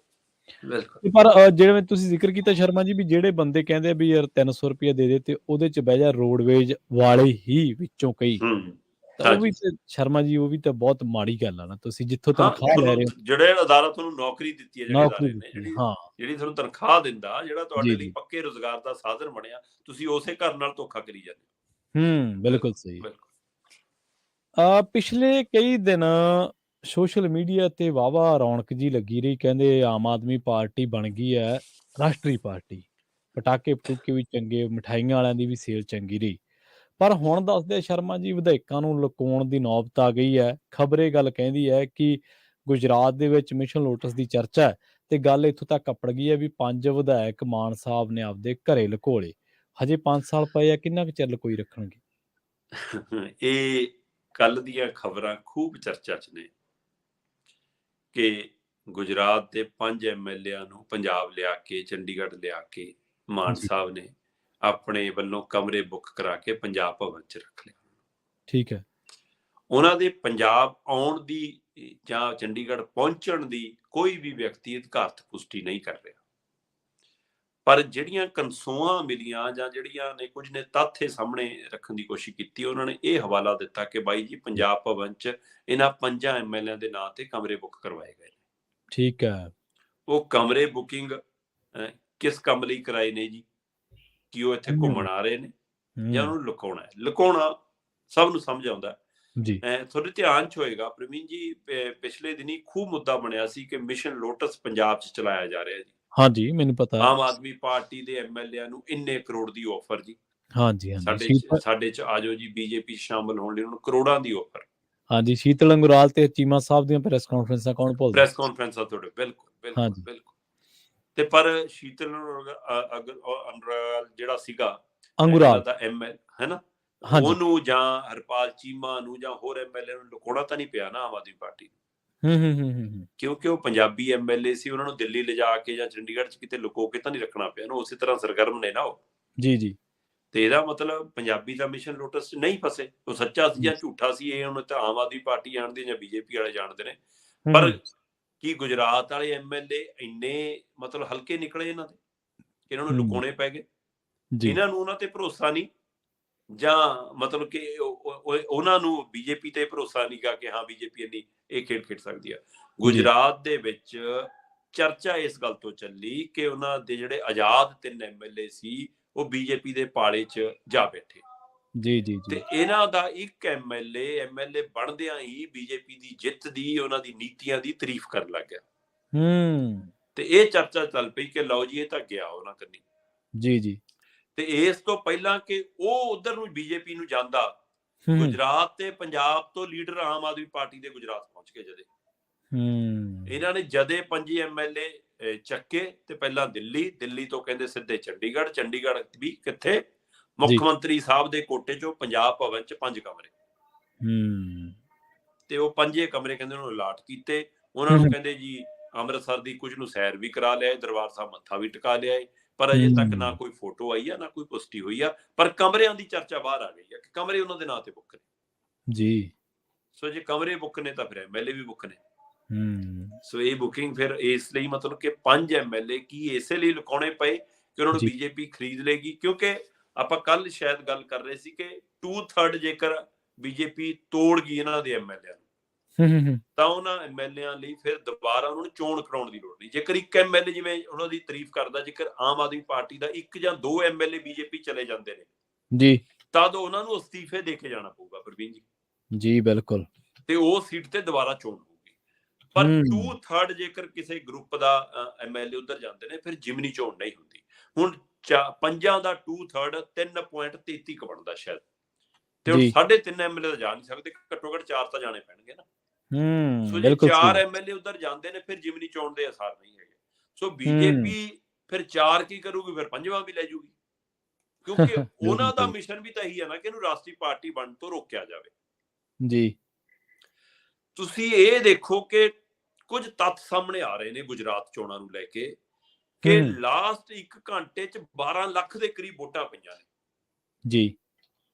ਤੇ ਹੁਣ ਇਸ ਦੀ ਲੈ ਕੇ ਜ਼ੋਰ ਜਮਾਇਸ਼ ਸ਼ੁਰੂ ਹੋ ਗਈ। ਇਹ ਤੱਥਾਂ ਦਾ ਘੋਖ ਪੜਤਾਲ ਸ਼ੁਰੂ ਹੋ ਗਈ। ਜੇਕਰ ਏਦਾਂ ਹੋਇਆ ਤਾਂ ਇਹ ਸੰਭਵ ਨਹੀਂ ਜੀ। ਮਤਲਬ 1 ਘੰਟੇ 'ਚ 12 ਲੱਖ ਵੋਟ ਪੋਲ ਨਹੀਂ ਹੋ ਸਕਦੀ, ਜਾਂ 1 ਮਿੰਟ ਦੇ ਵਿੱਚ 40 ਤੋਂ 48 ਵੋਟਾਂ ਪੋਲ ਨਹੀਂ ਹੋ ਸਕਦੀਆਂ। ਫਿਰ ਨਹੀਂ ਹੋ ਸਕਦੀਆਂ, ਬਿਲਕੁਲ ਸਹੀ ਹੈ। ਜੇਕਰ ਇਹ ਖੇਡ ਹੋਇਆ ਤਾਂ ਇਹ ਜਾਂਚ ਦਾ ਵਿਸ਼ਾ। ਪਰ ਕਰੀਬ 40 ਦੇ ਕਰੀਬ ਸੀਟਾਂ ਅਜਿਹੀਆਂ ਨਿਕਲ ਰਹੀਆਂ ਜਿੱਥੇ ਕਾਂਗਰਸ ਦੀ ਔਰ ਆਮ ਆਦਮੀ ਪਾਰਟੀ ਦੀ ਜੇਕਰ ਵੋਟ ਜੋੜ ਲਈ ਜਾਵੇ ਤਾਂ ਉਹ ਬੀਜੇਪੀ ਨਾਲੋਂ ਵੱਧ ਹੀ ਹੈ। ਠੀਕ ਹੈ, 40 ਦੇ ਕਰੀਬ ਸੀਟਾਂ ਅਜਿਹੀਆਂ ਨਿਕਲ ਰਹੀਆਂ। ਤੇ ਜੇ ਉਹ 40 ਸੀਟਾਂ ਮਤਲਬ ਕਿ ਜੇ ਮੰਨ ਲਓ ਆਮ ਆਦਮੀ ਪਾਰਟੀ ਦੀ ਐਂਟਰੀ ਨਾ ਹੁੰਦੀ ਤੇ ਉਹ ਕਾਂਗਰਸ ਦੀ ਹੁੰਦੀ ਤਾਂ ਸ਼ਾਇਦ ਉਹ ਕਾਂਗਰਸ ਦੀ ਝੋਲੀ ਪੈਂਦੀਆਂ। ਹੁਣ ਇਹ ਗੱਲ ਤੱਥ ਕਾਂਗਰਸ ਉਭਾਰ ਰਹੀ ਹੈ ਕਿ ਦੇਖੋ ਜੀ ਇਹ ਤਾਂ ਆਇਓ ਬੀਜੇਪੀ ਨੂੰ ਜਿਤਾਉਣ ਸੀ, ਪਰ ਅਗਲੇ ਹੁਣ ਕਹਿਣਗੇ ਕਿ ਸਾਡੀ ਤਾਂ ਟੀਮ ਨੂੰ ਇਹ ਬੀਜੇਪੀ ਪੁੱਟਣ ਨੂੰ ਫਿਰਦੀ ਆ, ਅਸੀਂ ਕਿਉਂ ਜਿਤਾਉਣ ਆਵਾਂਗੇ ਉਹਨਾਂ ਨੂੰ, ਉਹ ਤਾਂ ਸਾਨੂੰ ਰਾਸ਼ਟਰੀ ਪਾਰਟੀ ਵੰਡ ਤੋਂ ਰੋਕ ਰਹੀ ਹੈ। ਪਰ ਜੀ ਇਹਦੇ ਵਿੱਚ ਇੱਕ ਹਵਾਲਾ ਹੋਰ ਆ ਰਿਹਾ। ਉਹ ਹਵਾਲਾ ਆ ਰਿਹਾ ਕਿ ਹੁਣ ਆਮ ਆਦਮੀ ਪਾਰਟੀ ਨੇ ਸੰਕੇਤ ਦੇਣੇ ਸ਼ੁਰੂ ਕਰਤੇ ਕਿ ਅਸੀਂ ਰਾਜਸਥਾਨ ਵੀ ਆ ਰਹੇ ਹਾਂ ਜੀ। ਤੇ ਇਹ ਤੋਂ ਇਹ ਅੰਦਾਜ਼ਾ ਲਾਇਆ ਜਾ ਰਿਹਾ ਕਿ ਇਸ ਲਈ ਆਮ ਆਦਮੀ ਪਾਰਟੀ ਕਹਿ ਰਹੀ ਹੈ ਕਿ ਅਸੀਂ ਰਾਜਸਥਾਨ ਆ ਰਹੇ ਹਾਂ ਤਾਂ ਕਿ ਬੀਜੇਪੀ ਗੁਜਰਾਤ 'ਚ ਮਿਸ਼ਨ ਲੋਟਸ ਨਾ ਚਲਾਵੇ, ਸਾਡੇ ਐਮਐਲਏ ਨੂੰ ਨਾ ਖਰੀਦੇ, ਉਹਨੂੰ ਇਹ ਖੁਸ਼ੀ ਹੋ ਜਾਵੇ ਕਿ ਭਾਈ ਰਾਜਸਥਾਨ ਵੀ ਸਾਨੂੰ ਆਮ ਆਦਮੀ ਪਾਰਟੀ ਦਵਾ ਦੂਗੀ। ਸੋ ਕੀ ਗੁਜਰਾਤ ਤੋਂ ਬਾਅਦ ਆਮ ਆਦਮੀ ਪਾਰਟੀ ਬੀਜੇਪੀ ਨੂੰ ਰਾਜਸਥਾਨ ਜਿਤਾਉਣ ਦੇ ਲਈ ਵੀ ਸਹਾਈ ਹੋਣ ਲਈ ਉੱਥੇ ਜਾ ਰਹੀ ਹੈ ਜਾਂ ਆਪ ਜਿੱਤਣ ਜਾ ਰਹੀ ਹੈ ਜੀ? ਸੋ ਆਪਾਂ ਪਹਿਲਾਂ ਹੀ ਗੱਲ ਕਰ ਚੁੱਕੇ ਹਾਂ ਕਿ ਗੁਜਰਾਤ ਜਿੱਤਣ ਨਹੀਂ ਗਈ ਸੀ ਆਮ ਆਦਮੀ ਪਾਰਟੀ, ਉੱਥੇ ਉਹਦਾ ਮਿਸ਼ਨ ਰਾਸ਼ਟਰੀ ਪਾਰਟੀ ਬਣਨਾ ਸੀ, ਜਿੱਚੋਂ ਕਾਮਯਾਬ ਰਹੀ। ਪਰ ਉਹਦੇ ਲਈ ਜਿੱਥੇ 6% ਵੋਟਾਂ ਹੋਣੀਆਂ ਜ਼ਰੂਰੀ ਹੈ, ਉੱਥੇ 2 ਐਮਐਲਏ ਵੀ ਘੱਟੋ ਘੱਟ ਹੋਣੇ ਜ਼ਰੂਰੀ ਹੈ। ਪਰ ਜੇ 4 ਐਮਐਲਏ ਟੁੱਟ ਗਏ ਤਾਂ ਉਹ ਰਾਸ਼ਟਰੀ ਪਾਰਟੀ ਵਾਲਾ ਮਸਲੇ ਤੇ ਪਾਣੀ ਫਿਰ ਜਾਣਾ। ਸੋ ਜੀ। ਕੀ ਉਸ ਰਾਸ਼ਟਰੀ ਪਾਰਟੀ ਵਾਲੀ ਬਹਾਲੀ ਨੂੰ ਬਰਕਰਾਰ ਰੱਖਣ ਲਈ ਜਾਂ ਜਿਹੜੇ ਇਹ ਦੋਸ਼ ਲੱਗਦੇ ਬੀਜੇਪੀ ਦੀ ਬੀ ਟੀਮ ਹੈ ਉਸ ਨੂੰ ਸੱਚ ਸਾਬਤ ਕਰਨ ਲਈ ਬੀਜੇਪੀ ਨੂੰ ਜਿਤਾਉਣ ਲਈ ਹੁਣ ਰਾਜਸਥਾਨ ਦਾ ਰੁਖ ਕਰਨ ਜਾ ਰਹੀ ਹੈ ਆਮ ਆਦਮੀ ਪਾਰਟੀ। ਹੂੰ। ਇਹ ਕਵਾਇਦ ਸਿਰਫ ਬੀਜੇਪੀ ਦੀ ਸਹਿਯੋਗ ਲਈ ਹੈ ਕਿ ਭਾਈ 27 ਤੱਕ ਤੁਸੀਂ ਤੇ ਉਹ ਤੋਂ ਬਾਅਦ ਕੇਜਰੀਵਾਲ, ਇਹ ਉਸ ਕਵਾਇਦ 'ਚ ਕੋਈ ਅੰਦਰ ਖਾਤੇ ਸਮਝੌਤੇ ਦਾ ਤਹਿਤ ਕਾਰਵਾਈ ਹੋ ਰਹੀ ਹੈ ਜਾਂ ਸੱਚਮੁੱਚ ਮਿਸ਼ਨ ਲੋਟਸ ਚੱਲ ਰਿਹਾ ਹੈ। ਹੁਣ 5 MLA ਇੱਥੇ ਲੁਕੋਏ ਨੇ ਜਾਂ ਘੁੰਮਣ ਆਏ ਨੇ, ਇਹ ਸਵਾਲ ਖੜਾ ਹੋ ਗਿਆ। ਜੀ, ਜੀ, ਬਿਲਕੁਲ। ਸ਼ਰਮਾ ਜੀ, ਅਗਲੀ ਖਬਰ ਦੇ ਵੱਲ ਵਧੀਏ ਤੇ ਆਪਾਂ ਗੱਲ ਕਰੀਏ ਇੱਕ ਹੋਰ ਅਹਿਮ ਮਸਲੇ ਨੂੰ ਲੈ ਕੇ।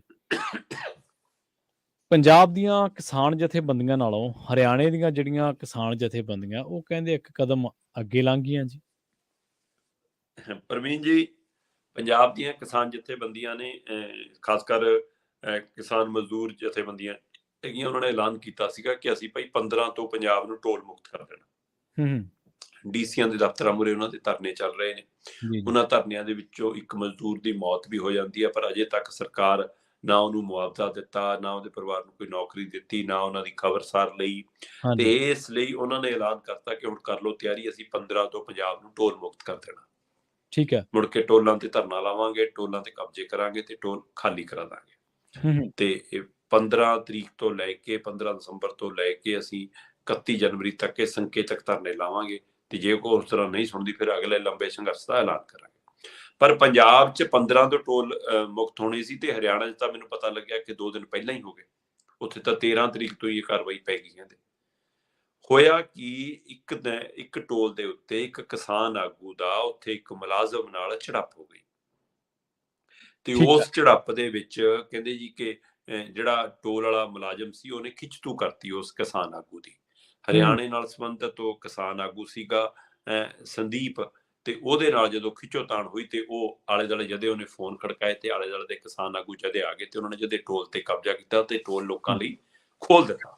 ਜੀ। ਪਰ ਉਹ ਮੁਲਾਜ਼ਮ ਵੀ ਜਿਹੜਾ ਟੋਲ ਵਾਲਾ ਸੀਗਾ ਜਿਹਦੇ ਨਾਲ ਹੱਥੋਂ ਪਾਈ ਦੀ ਖਬਰ ਹੈ, ਤੇ ਜਿਹੜਾ ਕਹਿੰਦਾ ਇਹਨੇ ਮੈਨੂੰ ਕੁੱਟਿਆ ਤੇ ਇਹ ਕਹਿੰਦੀ ਉਹਨਾਂ ਨੇ ਸਾਡੇ ਨਾਲ ਮਤਲਬ ਗਾਲੀ ਗਲੋਚ ਕਰਕੇ ਸਾਡੇ ਗੁਲਾਮੇ ਨੂੰ ਹੱਥ ਪਾਇਆ, ਉਹ ਦੋਏ ਹਸਪਤਾਲ ਦਾਖਲ ਹੋ ਗਏ ਤੇ ਪੁਲਿਸ ਕਹਿੰਦੀ ਹੈ ਜੀ ਦੋਏ ਠੀਕ ਨੇ, ਕੋਈ ਤਕਲੀਫ ਨਹੀਂ, ਉਹਨਾਂ ਨੂੰ ਕੋਈ ਮਸਲਾ ਨਹੀਂ, ਉਹ ਤੰਦਰੁਸਤ ਨੇ। ਪਰ ਕੇਸ ਦੋਏ ਤਰ੍ਹਾਂ ਤੇ ਹੋ ਗਿਆ। ਠੀਕ ਹੈ। ਕਿਸਾਨ ਦੀ ਸ਼ਿਕਾਇਤ ਤੇ ਟੋਲ ਕਰਮੀਆਂ ਦੇ ਉੱਤੇ ਵੀ ਕੇਸ ਹੈ ਤੇ ਟੋਲ ਕਰਮੀਆਂ ਦੀ ਸ਼ਿਕਾਇਤ ਤੇ ਕਿਸਾਨ ਦੇ ਉੱਤੇ ਵੀ ਕੇਸ ਹੈ, ਕਿਸਾਨ ਆਗੂ ਦੇ ਉੱਤੇ ਵੀ ਕੇਸ ਹੈ। ਕੇਸ ਦੋਵਾਂ ਪਾਸੇ ਹੋ ਗਿਆ। ਪਰ ਉਹ ਟੋਲ ਮੁਕਤ ਉੱਥੋਂ ਹੋਣ ਤੋਂ ਸ਼ੁਰੂ ਹੋ ਕੇ ਅਗਲਿਆਂ ਨੇ ਹਿਸਾਰ ਦੇ ਵੀ 3 ਟੋਲ ਹੋਰ ਖਾਲੀ ਕਰਾਤੇ, ਅਗਲਿਆਂ ਨੇ ਸਰਸੇ ਦੇ ਵੀ 2 ਟੋਲ ਹੋਰ ਖਾਲੀ ਕਰਾਤੇ। 5 ਟੋਲ ਉਸੇ ਰਾਤ ਤੋਂ ਖਾਲੀ ਹੋ ਗਏ ਤੇ ਲੋਕਾਂ ਲਈ ਫ੍ਰੀ ਹੋ ਗਏ। ਜੀ, ਠੀਕ ਹੈ। ਤੇ ਫਿਰ ਕੱਲ ਸਾਰਾ ਦਿਨ ਬੈਠਕਾਂ ਦਾ ਦੌਰ ਚੱਲਿਆ। ਦੋਏ ਧਿਰਾਂ 'ਚ ਪ੍ਰਸ਼ਾਸਨ ਦੀ, ਪੁਲਿਸ ਦੀ ਤੇ ਕਿਸਾਨ ਜਥੇਬੰਦੀਆਂ ਦੀ ਬੈਠਕਾਂ ਹੁੰਦੀਆਂ ਨੇ। ਬੈਠਕਾਂ 'ਚ ਕੁਝ ਗੱਲਾਂ ਤੇ ਸਮਝੌਤਾ ਹੋ ਜਾਂਦਾ, ਪਰ ਕੁਝ ਗੱਲਾਂ ਤੇ ਬਖੇੜਾ ਖੜਾ ਹੋ ਜਾਂਦਾ ਤੇ ਬੈਠਕ ਵਿੱਚ ਵਿਚਾਲੇ ਟੁੱਟ ਜਾਂਦੀ ਹੈ। ਫਿਰ ਉਸ ਤੋਂ ਬਾਅਦ 5 ਚੋਂ 3 ਟੋਲ ਤਾਂ ਕਿਸਾਨ ਛੱਡ ਦਿੰਦੇ ਨੇ, ਪਰ ਦੋਵਾਂ ਤੇ ਅਜੇ ਵੀ ਕਬਜ਼ਾ ਬਰਕਰਾਰ ਹੈ। ਇੱਕ ਉਹ ਟੋਲ ਜਿਹੜਾ ਹਿਸਾਰ ਤੇ ਜਿੱਥੇ ਪੰਗਾ ਹੋਇਆ ਸੀ ਤੇ ਇੱਕ ਟੋਲ ਹੋਰ।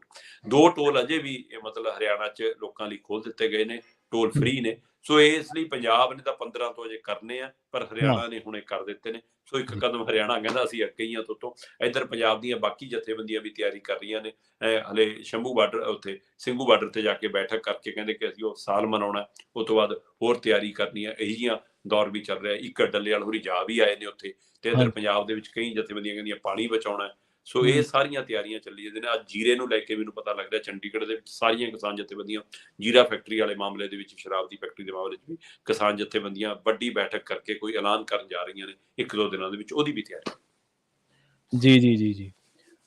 ਕਈ ਥਾਈਂ ਜਿਹੜੀ ਤੁਸੀਂ ਚਰਚਾ ਆਪਾਂ ਕਰਕੇ ਹਟੇ ਹਾਂ, ਹੁਣ ਇਹਦੇ ਤੇ ਮੋਹਰ ਲੱਗਣੀ ਸ਼ੁਰੂ ਹੋ ਗਈ ਹੈ। ਵਾਕਈ ਗੁਜਰਾਤ ਦੇ ਜਿਹੜੇ ਵਿਧਾਇਕ ਨੇ ਉਹ ਪੰਜਾਬ ਦੇ ਵਿੱਚ ਹੁਣ ਅਫੀਸ਼ੀਅਲ ਤੌਰ ਤੇ ਵੀ ਥੋੜ੍ਹੇ ਟਾਈਮ ਦੇ ਵਿੱਚ ਦੇਖੇ ਜਾ ਸਕਣਗੇ। ਤੇ ਇਹਨੂੰ ਜਿਹੜੀ ਹੈਡਲਾਈਨ ਦਿੱਤੀ ਗਈ ਹੈ, ਉਹ ਕਿ ਦਿੱਤਾ ਗਿਆ ਭਾਜਪਾਈ ਖੌਫ। ਅੱਛਾ ਜੀ, ਹਾਂਜੀ, ਆਉਣ ਲੱਗੀਆਂ ਖਬਰਾਂ। ਜੀ, ਜੀ, ਬਿਲਕੁਲ। ਹੁਣ ਮਤਲਬ ਉਹ ਜਨਤਕ ਹੋਣ ਲੱਗ ਪਏ ਹੋਣਗੇ, ਕਿਸੇ ਨੇ ਅਫੀਸ਼ੀਅਲ ਤੌਰ ਤੇ ਪੁਸ਼ਟੀ ਕਰਤੀ ਹੋਣੀ ਜਾਂ ਮਹਿਕਮੇ 'ਚੋਂ ਕਿ ਹਾਂਜੀ ਇਹ ਕਮਰੇ ਵੀ ਬੁੱਕ ਹੈ ਤੇ ਮਿਲ ਸਕਦੇ। ਕਮਰੇ ਬੁੱਕ ਦੀ ਤਾਂ ਖਬਰ ਬਿਲਕੁਲ ਸਪਸ਼ਟ ਹੈ, ਹਾਂਜੀ, ਤੇ ਬਿਲਕੁਲ। ਇਹ ਵੀ ਪਤਾ ਲੱਗਿਆ ਕਿ ਉਹਨਾਂ ਨੂੰ ਦਰਬਾਰ ਸਾਹਿਬ ਵੀ ਲੈ ਕੇ ਗਏ ਆ ਤੇ ਜੀ, ਅੰਮ੍ਰਿਤਸਰ ਵੀ ਘੁਮਾ ਕੇ ਲਿਆ ਤੇ ਚੰਡੀਗੜ੍ਹ ਦੇ ਮਸ਼ਹੂਰ ਇੱਕ ਢਾਬੇ ਦੀ ਰੋਟੀ ਵੀ ਰਾਤ ਲਿਆ ਕੇ ਖਿਲਾਈ ਉਹਨਾਂ ਨੂੰ। ਹਾਂਜੀ, ਹਾਂਜੀ, ਬਿਲਕੁਲ, ਬਿਲਕੁਲ। ਖੈਰ ਹੋਰ ਕੁਛ ਹੋਵੇ ਨਾ ਹੋਵੇ, ਭਾਰ ਜ਼ਰੂਰ ਵੱਧ ਜੂਗਾ, ਕਿਉਂਕਿ ਤੁਹਾਨੂੰ ਪਤਾ ਸਰਕਾਰੀ ਰੋਟੀਆਂ ਜਿਹੜੀਆਂ ਨਾ ਭਾਰ ਵਧਾ ਦਿੰਦੀਆਂ। ਭਾਰ ਵਧਾ ਦਿੰਦੀਆਂ। ਹਾਂਜੀ। ਸ਼ਰਮਾ ਜੀ, ਬਹੁਤ ਬਹੁਤ ਧੰਨਵਾਦ ਤੁਹਾਡਾ ਇਹਨਾਂ ਖਾਸ ਜਾਣਕਾਰੀਆਂ ਦੇ ਲਈ। ਬਹੁਤ ਸ਼ੁਕਰੀਆ ਜੀ। ਸੋ ਪ੍ਰੋਗਰਾਮ ਖਬਰ ਤੇ ਨਜ਼ਰ ਨੂੰ ਆਪਾਂ ਇੱਥੇ ਹੀ ਸਮਾਪਤ ਕਰਾਂਗੇ। ਸਮਾਂ ਇਜਾਜ਼ਤ ਨਹੀਂ ਦਿੰਦਾ। ਕੱਲ ਫਿਰ ਮੁਲਾਕਾਤ ਹੋਏਗੀ। ਕਈ ਅਹਿਮ ਤੇ ਨਵੀਆਂ ਖਬਰਾਂ ਨੂੰ ਲੈ ਕੇ ਤੁਹਾਡੇ ਰੂਬਰੂ ਹੋਵਾਂਗੇ। ਜੁੜੇ ਰਹੋ ਪੰਜਾਬੀ ਰੇਡੀਓ USA ਦੇ ਨਾਲ। ਤੇ ਆਖਿਰ ਦੇ ਵਿੱਚ ਇੱਕ ਵਾਰ ਫਿਰ ਤੋਂ ਤੁਹਾਨੂੰ ਸਭ ਨੂੰ ਪਿਆਰ ਸਤਿਕਾਰ ਤਹਿਤ ਸਤਿ ਸ਼੍ਰੀ ਅਕਾਲ।